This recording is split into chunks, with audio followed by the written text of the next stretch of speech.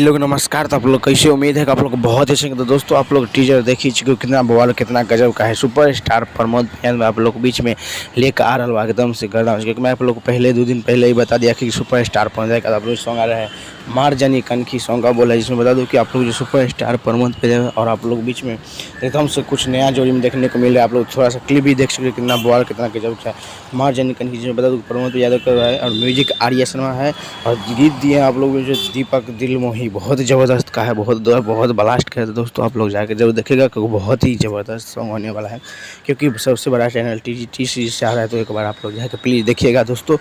इसमें प्रमोद यादव कुछ अलग ही आप लोग डिजाइन में दिख रहा है, आप लोग देख ही चुके कितना बवाल कितना गजब का है। तो प्लीज़ दोस्तों एक बार जाकर जरूर देखिएगा। और बता दूँ कि अगर वीडियो पर नया है तो चैनल को सब्सक्राइब कीजिएगा और दोस्तों को भी शेयर कीजिएगा, तभी पता चलेगा कि अपडेट बहुत अच्छा है। और बता दूं कि 60 में जैसे एक सॉन्ग आया है, आप लोग बीच में पढ़ाई करें न कहीं लौट, ये आप लोग जाके देख सकते हो, बहुत ही ज़बरदस्त है। जो नहीं देखेंगे तो अभी जाके देख सकते हो, आज सुबह में ही आया है टी म्यूजिक से, सॉरी।